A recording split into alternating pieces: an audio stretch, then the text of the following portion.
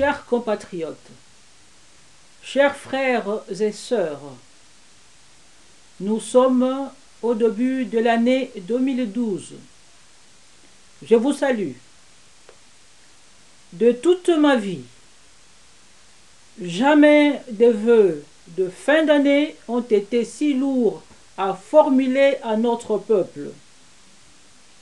Quoi lui dire après des épisodes sanglants au travers un processus électoral 2011 dont les fraudes massives ont enlevé au scrutin le caractère crédible.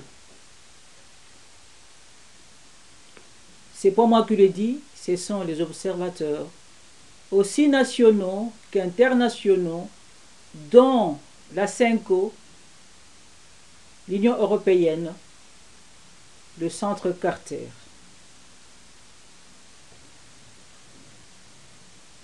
Le scrutin présidentiel fut plutôt un hold-up électoral, sur base duquel Joseph Kabila s'est fait déclarer président de la République du Congo, Kinshasa.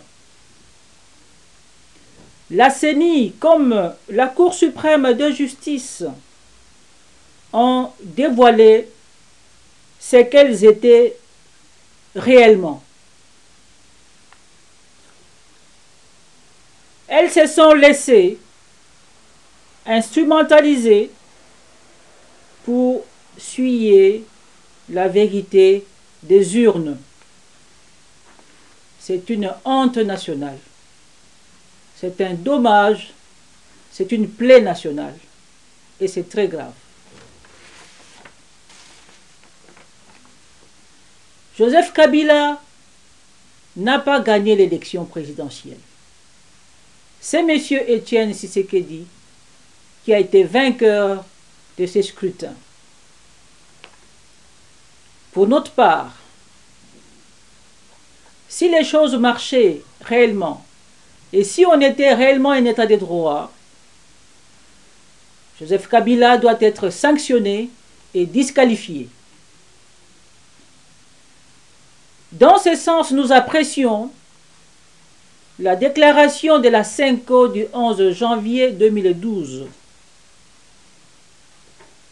La CENCO dénonce, comme je l'ai dit tout à l'heure, le processus électoral, un processus chaotique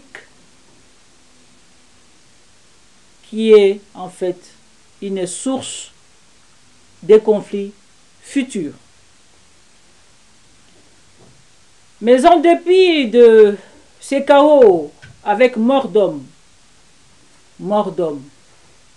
commandité par Joseph Kabila lui-même, je tiens à vous présenter, à vous chers compatriotes, à vous peuple congolais, en général, aux membres de notre parti Congo-Pax et au CLD, Congo en légitime défense, dirigé maintenant par le professeur Fouélé, qui m'a remplacé étant donné le travail immense que j'ai pour le moment. Le vœu le meilleur de bonheur, de prospérité et de victoire certaine sur l'occupation de notre pays. Je formule aussi un retour le vœu de bonheur, de prospérité à tous ceux qui m'ont présenté le vœu 2012. Que Dieu Tout-Puissant soit nôtre au cours de cette année qui commence.